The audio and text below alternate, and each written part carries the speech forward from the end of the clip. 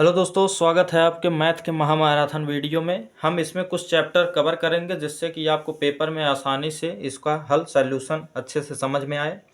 जैसे पहला सवाल हम ये लेंगे, चूँकि हम सवाल लिखेंगे तो काफ़ी लंबा समय लगेगा, इसलिए हम सवाल यहाँ पर दिखा दे रहे हैं, उसके बाद समझाने की गारंटी मेरी है। तो वीडियो को स्किप मत कीजिएगा, बहुत ही अच्छे तरीके से समझ में आएगा, क्योंकि यूट्यूब पर ऐसे कोई नहीं समझाता। जैसे यूक्लिड विभाजन एल्गोरिथ्म के संख्याओं 135 और 225 का महत्तम समापवर्तक ज्ञात कीजिए। तो आइए शुरू करते हैं। 135 और 225 का महत्तम समापवर्तक, हाँ, ये आपका हो गया 135 और ये आपका हो गया 225। तो इसका पहले भाग करेंगे। हाँ, आप देखते हैं यहाँ 13 है, यहाँ पर 22। अगर 13 में 2 से गुणा कर दे 26 हो जाएगा ज़्यादा, तो इसलिए कितनी बार जाएगा? केवल एक बार। ये हो गया 135। 5 में से 5 गया 0 और 12 में से 3 गया 9। तो जब भी अगर यहाँ छोटा हो और यहाँ बड़ा हो, यहाँ छोटा और यहाँ बड़ा, तो छोटा होगा तो तुरंत यहाँ पर भाग का साइन फिर बनाएंगे और ये 135 यहाँ पर लिख देंगे। आया समझ में? अब 90 से इसमें भाग देंगे तो कितना बार जाएगा? तो 9 त्रिक 27, हाँ, ज़्यादा हो जाएगा। 9 दूनी 18, तब भी ज़्यादा हो जाएगा, तो एक बार जाएगा, तो 90 हुआ। यहाँ पर 5 उतरा, यहाँ पर 13 में से 9 जाएगा तो 4 आएगा, तो 45 हुआ। अब 45 फिर भाग बनेगा और 90 बीच में आएगा, तो 45 दूना, जैसा कि आप लोग जानते हैं कि क्या होता है, 90 होता है ना। तो शेषफल क्या बचा? 0। तो ये हो गया भाग। हमें पता चल गया कि HCF आपका यही होगा। कक्षा 6, 7, 4, 5 में आप ये सब पढ़ चुके हैं। वही चीज़ यहाँ पर थोड़ा सा सुधार करके दिया है, हाँ, तो वही चीज़ हम वेरीफाई कर रहे हैं अच्छे से। अब लिखना है कि यूक्लिड, क्या लिखना है? यूक्लिड विभाजन एल्गोरिथ्म,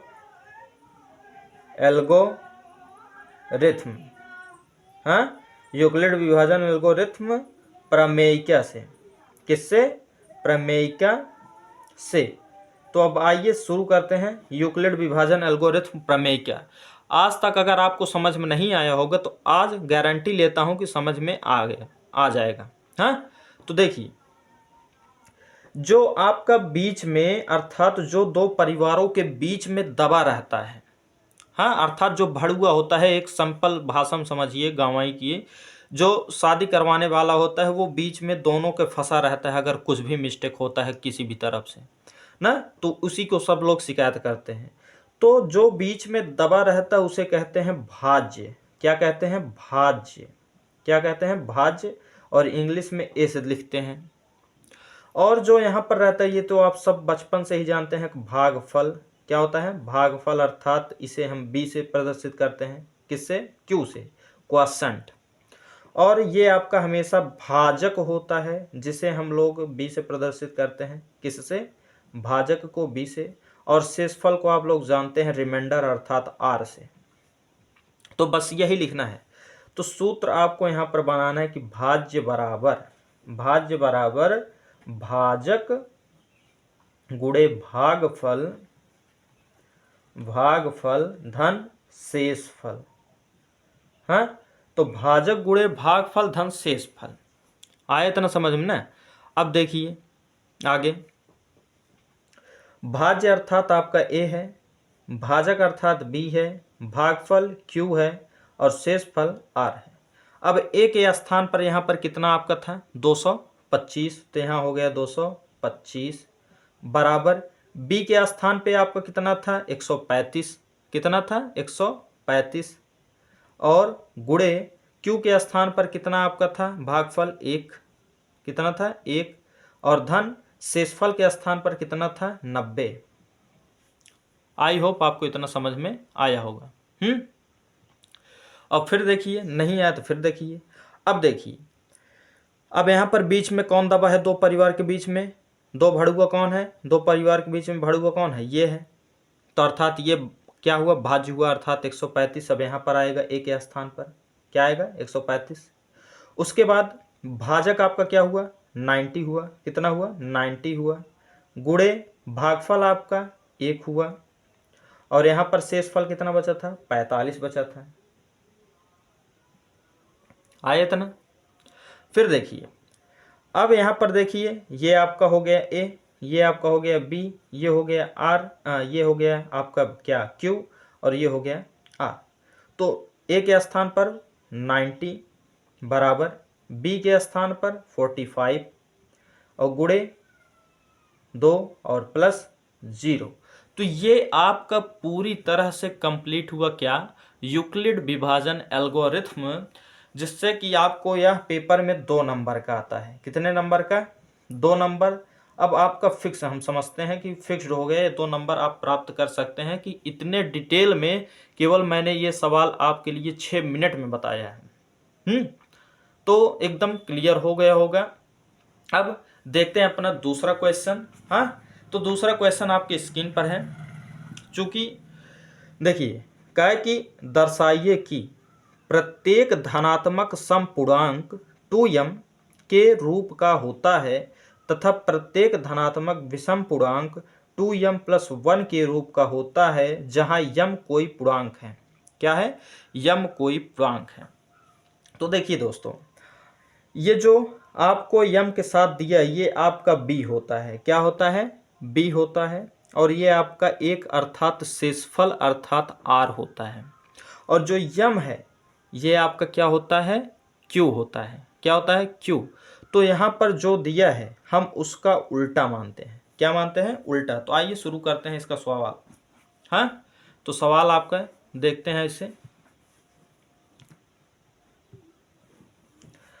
तो सवाल है क्वेश्चन नंबर 2, क्या कि दर्शाइए कि, तो मान लेते हैं कि माना ए कोई धनात्मक विषम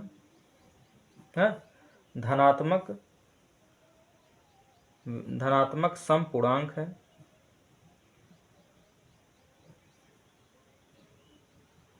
या सम क्या, कुछ नहीं, क्योंकि हमें विषम और सम दोनों दिखाना है। तो माना ए कोई धनात्मक पूर्णांक है। तो जब ए कोई धनात्मक पूर्णांक है और जहां b बराबर कितना होगा, 2m और 2m + 1 के रूप में दिखाना है। तो अर्थात b का आपका मान 2, क्योंकि भाजक पहले होता है ना, हमने बताया ना। और जब b का मान 2 है तो r का मान हम संभवतः कितना रख सकते हैं, r का मान हमेशा क्या होता है, छोटा होता है b के मान से। तो b का मान 2 है तो इससे छोटा होगा, अर्थात 0 हो सकता है, 1 हो सकता है, 2 नहीं हो सकता ना। अब रखते हैं। तो अब a बराबर सूत्र होता है क्या, BQ + R। ये आपका क्या होता है, सूत्र होता है। तो R बराबर 0 रखने पर, R बराबर क्या रखने पर, 0 रखने पर, हाँ, तो जब 0 रखेंगे तो देखिए क्या आता है, R के स्थान पे क्या रखेंगे, 0। तो आपका है a बराबर 2m, तो हो गया 2m और प्लस r के स्थान पर क्या रखेंगे, 0। तो यहाँ पर a बराबर आपका 2m आया कि नहीं, बताइए। r बराबर a बराबर आपका 2m आया ना। तो यही तो हमने माना था कि ये कोई पूर्णांक है। और बताइए अब 2 में हम कोई भी गिनती रखें, क्या 2 में अगर कोई भी संख्या रखेंगे तो हमेशा देखिए सम ही आएगा। देखिए जैसे 2 गुणे m के स्थान पर हम 1 रख देते हैं तो 2 1 के 2 मिले। फिर 2 गुणे m के स्थान पर हम 2 रख देते हैं तो 2 दूनी 4, सम संख्या मिला। m के स्थान पर अगर हम क्या रख देते हैं, 3, तो 3 दूनी 6, सम संख्या मिले। m के स्थान पर अगर हम 4 रख देते हैं, 4 दूनी 8, सम मिले। 2 गुणे m के स्थान पर अगर हम 5 रख देते हैं तो 5 दूनी 10, सम संख्या मिले। अर्थात ये सिद्ध हुआ कि 2m जो होता है एक सम संख्या का रूप होता है। यही आपका बहुविकल्पी क्वेश्चन बनता है कि बताइए कि निम्न में से कौन सा सम संख्या का रूप है। तो 2m दे देगा, 2q दे देगा, फिर 2q + 1 दे देगा, फिर 2q, फिर 2q - 1 दे देगा। तो आपको याद रखना है कि 2m के रूप में जो होगा वही होगा, चाहे वहाँ q w r चाहे जो दे दे। अब आइए विषम वाला देखते हैं, यहीं पर देखेंगे जिससे आपको अच्छे से समझ में आए। विषम वाला, अब 0 रखे थे, अब 1 रखेंगे क्योंकि r बराबर 1 ही रखेंगे। अब r बराबर 1 रखने पर हाँ, तो यहाँ रखेंगे a बराबर क्या था 2m प्लस ये r मानेंगे, तो a बराबर 2m प्लस r के स्थान पे अब 1 रखेंगे। तो बताइए ये विषम संख्या हुआ कि नहीं? क्या हुआ? विषम हुआ ना, हुआ ना विषम, ये भी विषम हुआ। वैसे भी आप लोग ये तो सम हुआ, वैसे भी आप लोग जानते हैं कि एक जहाँ रहता है वो विषम संख्या ही माना जाता है, और ना हो तो अब m के स्थान पर मान रख के चेक करिए। देखिए a बराबर 2 इंटू एम के स्थान पे 1 रखेंगे और प्लस 1, तो कितना मिलेगा? 2 1 के 2 और 1 3 मिला। विषम हुआ कि नहीं? बताइए, आप ही बताइए। मानिए, हमारे बात मत मानिए, हम जो प्रूफ कर रहे हैं उसे मानिए। हम थोड़ी निगर्तज्ञ हैं, जो बताएंगे वही आप मानिए। हाँ, ये बात नहीं है, और उसे प्रूफ कर रहे हैं। अब देखिए यहाँ पर 2 इंटू एम के स्थान पर हम 2 रख रहे हैं और प्लस 1, तो 2 दूनी 4 और 1 5 हुआ। फिर 2 गुणे एम के स्थान पर 3 और प्लस 1, तो 3 दूनी 6 1 7। तो बताइए 3 5 7 ये सब विषम संख्याएं हैं कि नहीं? तो सिद्ध हुआ ना, सिद्ध हुआ। तो इस टाइप का क्वेश्चन अगर आपके पेपर में आएगा तो आप कर सकते हैं ना। तो आइए चलिए देखते हैं दूसरा सवाल, मोस्ट इंपॉर्टेंट। हाँ, अगला मोस्ट इंपॉर्टेंट क्वेश्चन आपका है कि सिद्ध कीजिए कि 5 प्लस रूट 3 एक अपरिमेय संख्या है। क्या है? 5 प्लस रूट 3 एक अपरिमेय संख्या है। तो आइए सिद्ध करते हैं, बहुत ही आसान तरीके से आपको समझाते हैं। तो देखिए, जब भी ऐसा सवाल आए कि सिद्ध कीजिए कि 5 प्लस रूट 3 या 5 प्लस रूट 7, हाँ, 3 प्लस 3 रूट 3, हाँ, जब भी ऐसे आए तो आपको हमेशा क्या पहले लिखना है? माना। माना 5 प्लस रूट 3 एक परिमेय संख्या है। परिमेय संख्या है जो कि P बटे Q के बराबर है। क्या है? P बटे Q के बराबर है। अब यहाँ पर ब्रैकेट में आपको लिखना है जहाँ P तथा Q सह अभाज्य संख्या है। सहअभाज्य का मतलब ये होता है मेरे दोस्तों कि उसमें केवल गिनती का एक आना चाहिए। क्या आना चाहिए? एक। लेकिन हम इसे प्रूफ कर देंगे इसमें एक से ज़्यादा आता है, तो वही प्रूफ करना ही हमारा सिद्ध हो जाएगा कि यह एक अपरिमेय संख्या है। लेकिन मानते हैं उल्टा, कहेगा अपरिमेय तो सबसे पहले मानेंगे परिमेय, और जब परिमेय मानेंगे तभी तो इसको उल्टा सिद्ध कर पाएंगे अपरिमेय ना। समझे कॉन्सेप्ट? चलिए शुरू करते हैं। अब इतना माने तो ये इसके बराबर है, तो इसके बराबर लिख दे रहे हैं। तो 5 प्लस रूट 3 बराबर है P बटे Q के। ये प्लस 5 इधर ले आएंगे तो माइनस, तो root 3 equal to P upon Q minus का 3/1। हाँ, एक का गुणा P में करेंगे तो ये 5 है, 5। एक का गुणा P में करेंगे तो P, Q का गुणा 5 में करेंगे तो 5Q और बटे Q, और ये कर्डिंग 3। कहाँ जा रहे हैं? छोड़ के मत जाइए, छोड़ के मत जाइएगा कतई, क्योंकि आपके बोर्ड पेपर का सवाल है और जितना क्वेश्चन बताओ गारंटी के साथ आएगा तो आएगा ही। हाँ, तो इसलिए छोड़िएगा तो मत। आप देख रहे हैं भाग रहे हैं, भागिए मत, देखिए। अब ये देखिए परिमेय संख्या बन गया, तो लिख देंगे बस, चूंकि P माइनस 5Q अपान Q एक परिमेय संख्या है,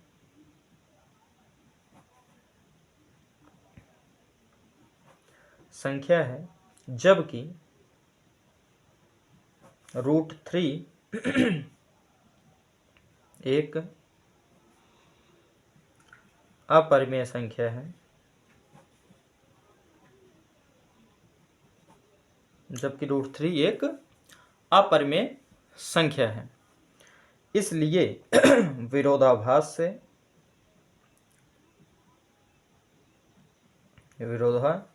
से हमारा यह मानना कि 5+√3 एक परिमेय संख्या है, यह कथन क्या है? असत्य है, असत्य है, क्योंकि परिमेय संख्या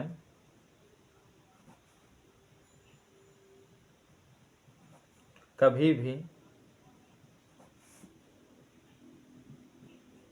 अपरिमेय संख्या के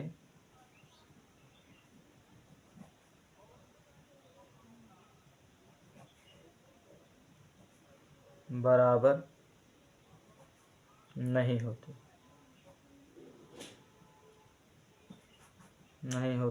है, क्योंकि परिमेय संख्या कभी भी अपरिमेय संख्या के बराबर नहीं होती है। अब तो यह सवाल हुआ सिद्ध। हाँ, तो यह सवाल तो हो गया आराम से सिद्ध। अब देखते हैं अपना अगला मोस्ट इम्पॉर्टेंट क्वेश्चन। हाँ, यह है अगला क्वेश्चन आपका कि सिद्ध कीजिए, हाँ, सिद्ध कीजिए कि √3 एक अपरिमेय संख्या है। क्या? √3 एक अपरिमेय संख्या है। अब इसे तो आप कर ही सकते हैं। ये देखिए 3+√2, जैसे कि अभी हमने बताया कि 5+√3 था वो, और ये 3+√2 है, तो आप इसे आराम से आप कर सकते हैं। तो अब देखिए √3 वाला। हाँ, शुरू करते हैं अपना अगला क्वेश्चन, क्वेश्चन नंबर 4। माना, तो जो कहा था उसको उल्टा मानते हैं। माना √3 एक परिमेय संख्या है,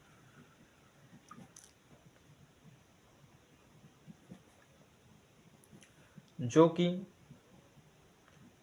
P/Q के बराबर है, जहां P तथा Q सह अभाज्य संख्या है।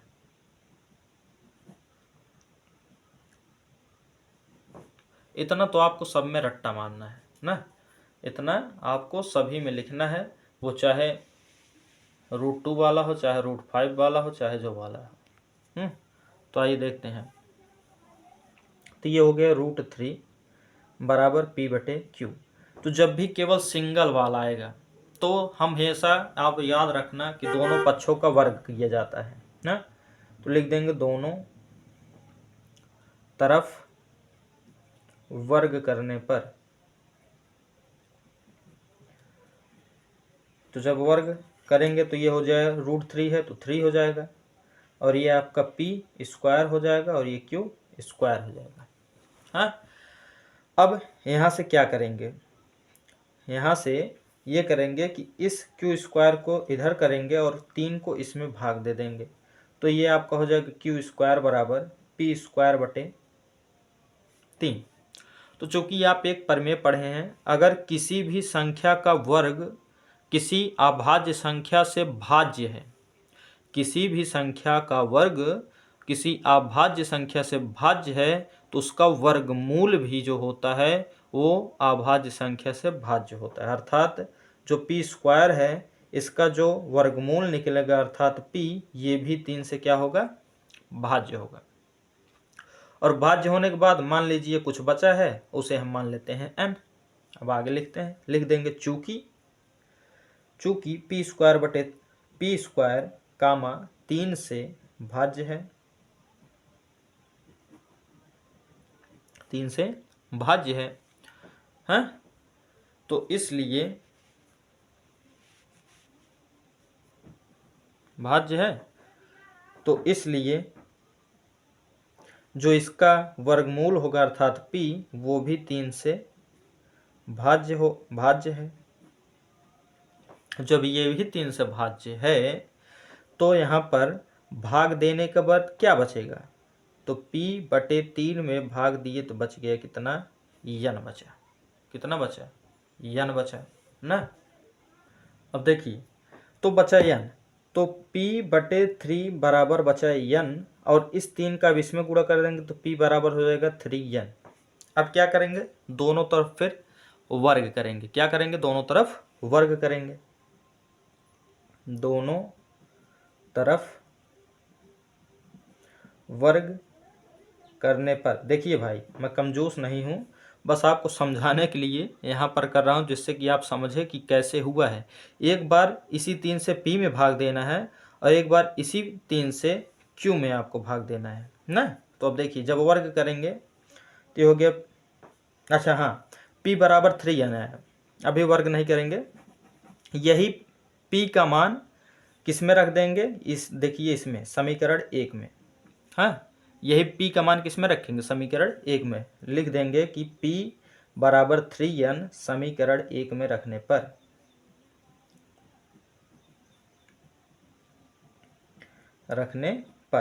तो समीकरण 1 आपका क्या है, q² बराबर p के स्थान पे 3n, उस पर स्क्वायर और बटा 3। तो ये q² बराबर आपका क्या हो गया, 3 त्रिक 9, n² और बटे 3। 3 से इसे काटेंगे तो 3, तो q² बराबर आपका क्या आएगा, 3n²। हाँ, और अभी हमने बताया कि इसी 3 को एक बार किस में भाग देंगे, q में। अब इसका इसमें भाग देंगे, तो आइए दूसरे पन्ने पर चला ही गया आखिर। हाँ, तो अब देखते हैं कि इसमें भाग देते हैं। अब भाग देते हैं तो वो n² बराबर आपका हो जाएगा q² बटा 3। n² बराबर आपका क्या होगा, q² बटा 3 ना। अब जब इसमें भाग देंगे तो कुछ बचेगा, लेकिन अब हमें कोई मतलब नहीं, अब बस वही लिखना, क्या, चूंकि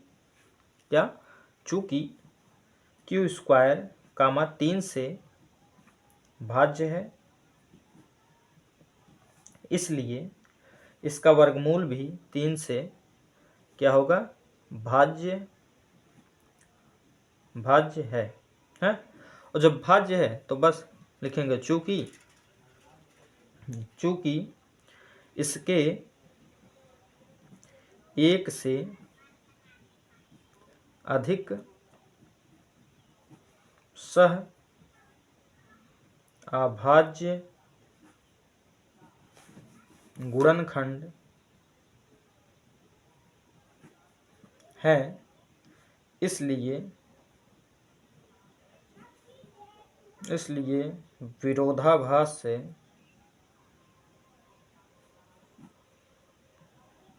हमारा यह मानना कि √3 एक परिमेय संख्या है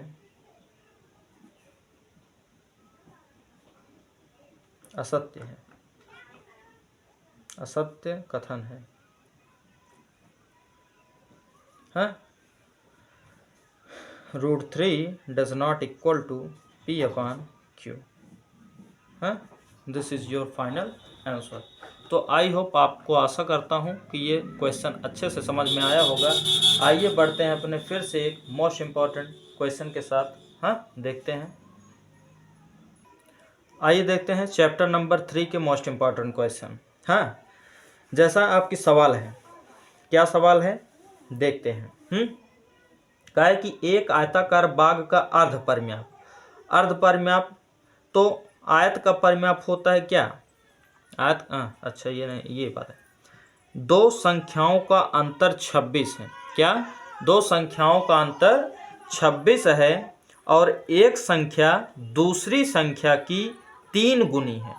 हाँ, 3 गुनी है, उन्हें ज्ञात कीजिए। कहा दो संख्या है आपका, कितनी संख्या, दो संख्या है, जिसमें से दोनों का अंतर कितना है, 26। तो माना पहली संख्या x तथा दूसरी संख्या y है ना। क्वेश्चन नंबर 5, माना पहली संख्या x तथा दूसरी संख्या y है। हाँ, और इन दोनों का अंतर आपका 26 है, अर्थात x माइनस वाई बराबर 26 और समीकरण नंबर फर्स्ट आया ना। आगे आगे क्या कहा था कि इसमें से एक संख्या, कौन सी एक संख्या दूसरी की 3 गुनी, तो एक संख्या पहली संख्या मतलब x थी तो x हो गया, और ये दूसरी की 3 गुनी अर्थात 3y हो गया, तो समीकरण नंबर 2। तो समीकरण 2 का मान 1 में रखने पर, या x का मान समीकरण 1 में रखने पर, तो जब 1 में रखेंगे x के स्थान पर क्या रखेंगे 3y, तो यहाँ हो गया 3y और माइनस का y बराबर 26, ये घटेगा तो 2y बराबर 26। हाँ, तो y बराबर ये गुणा इधर जाएगा तो भाग, तो 13, अर्थात दूसरी संख्या जो आपकी थी वो 13 थी। तो पहली संख्या y का मान समीकरण 2 में रखने पर, किस में रखने पर 2 में रखने पर, तो समीकरण 2 आपका क्या था x बराबर 3y था, तो x बराबर आपको कितना हुआ 3 इंटू वाई का मान 13, तो 13 दूनी 26, अर्थात दूसरी संख्या आपकी 26। तो अंत में आपको लिखना है क्या, अतः पहली संख्या x 26 और दूसरी संख्या y बराबर 13 है।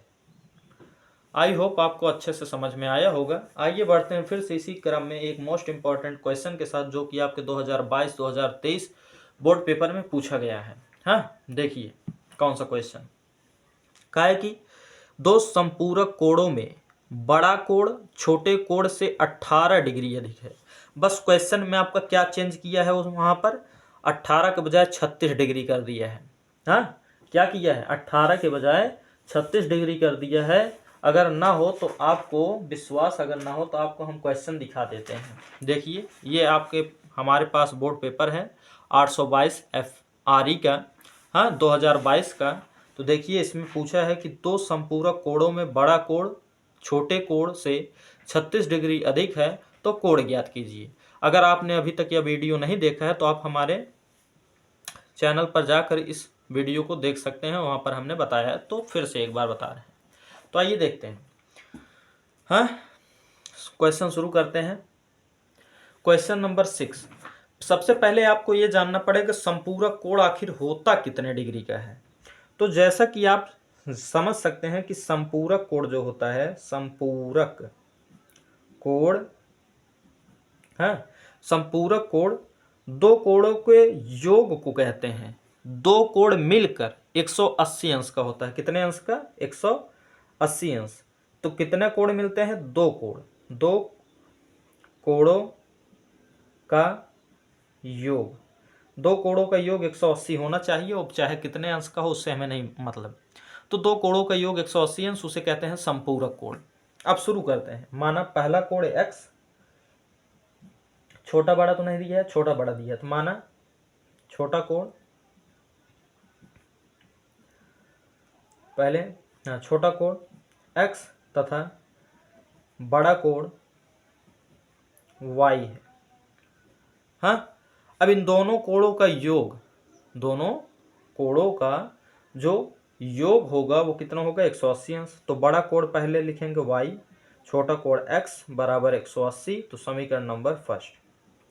आगे कहा था कि जो छोटा कोण छोटे कोण से 18 डिग्री अधिक है, कौन, बड़ा कोण।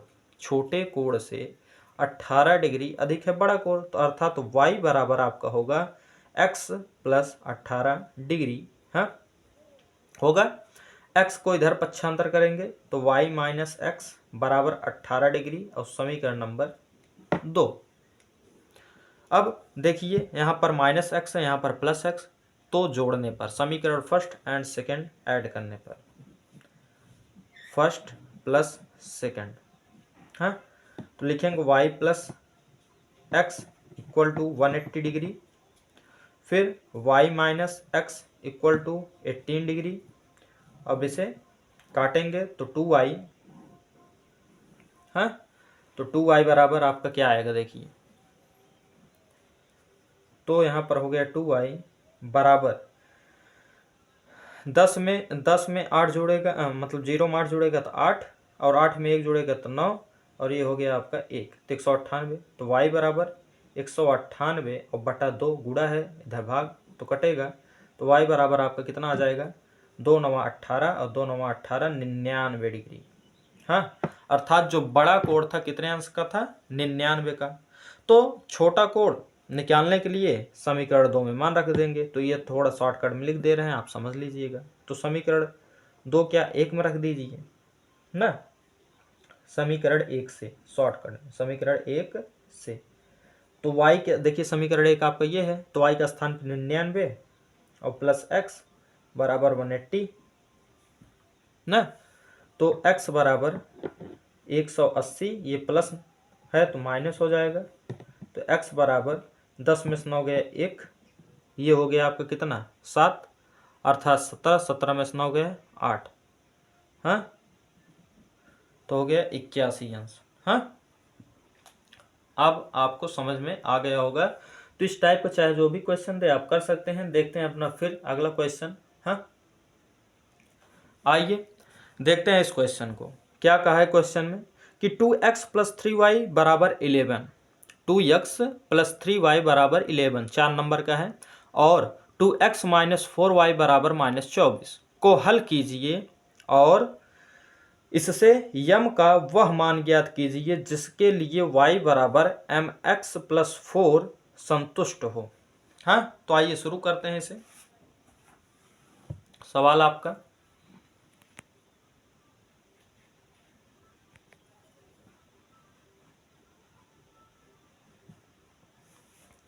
तो सवाल आपका क्वेश्चन नंबर कितना 7, क्वेश्चन नंबर कौन सा है 7। तो कहा है कि 2x प्लस 3y बराबर 11 और दूसरा है 2x माइनस 4y बराबर -24। ये आपको समीकरण फर्स्ट मानना है, ये आपको सेकंड मानना है। अब इसमें क्या करेंगे, देखिए यहाँ पर दोनों सेम टू सेम मैच है, तो इसलिए घटाने पर, क्योंकि चिन्ह इसका भी समान है तो इसलिए घटाने पर, तो समीकरण 1 में से 2 को घटाने पर, तो यहाँ माइनस, ये माइनस है तो प्लस, ये माइनस है तो प्लस, ये कैंसिल, 4 और 3 जोड़े गए तो 7y, 24 में 11 जोड़ देंगे कितना हो जाएगा 35, कितना होगा 35, तो ये गुणा इधर आएगा तो भाग, तो y बराबर 35/7 अर्थात 7 पचे 35, तो y का मान आ गया कितना 5, y का मान कितना आया आपका 5। अब यही y का मान है, क्या करेंगे, यही y का मान समीकरण नंबर किस में रख देंगे 1 में रख देंगे। देखते हैं y का मान समीकरण 1 में रखने पर, तो समीकरण 1 आपका क्या है, तो समीकरण 1 आपका है 2x प्लस 3y बराबर 11, तो 2x प्लस 3 इंटू वाई के स्थान पे 5 बराबर 11, तो 2x बराबर 11, 5 या 15 प्लस 15 उधर जाएगा तो माइनस का 15। हाँ, तो 2x बराबर 15 में से 11 गया माइनस का 4, और ये गुणा था इधर आएगा तो भाग, तो x बराबर हो गया माइनस का 2। हाँ, इतना आया समझ में। अब कहा था कि बताइए कि y बराबर mx प्लस 4 पर संतुष्ट करेगा कि नहीं, तो y बराबर mx प्लस 4, तो y का मान हमने क्या निकाला 5, m x का मान माइनस का 2 प्लस का 4, तो हो गया 5 बराबर ये माइनस का 2m हो जाएगा ना, और ये प्लस 4 इधर आएगा तो माइनस का 4 हो जाएगा ना, प्लस है तो इधर आएगा माइनस, 5 में से 4 गया 1 माइनस का 2m, ये गुणा है इधर आएगी तो भाग, तो अर्थात m का मान आपका जो निकलेगा वो माइनस का 1/2 होगा। तो यही हमें याद करना था कि क्या होगा। तो आई होप आपको अच्छे से यह सवाल समझ में आ गया होगा। चलिए देखते हैं अपना अगला क्वेश्चन। नहीं तो दोस्तों इसी के साथ मिलते हैं अपने नेक्स्ट वीडियो में मोस्ट इम्पॉर्टेंट क्वेश्चन के साथ मैथ के। हाँ, तब तक के लिए धन्यवाद।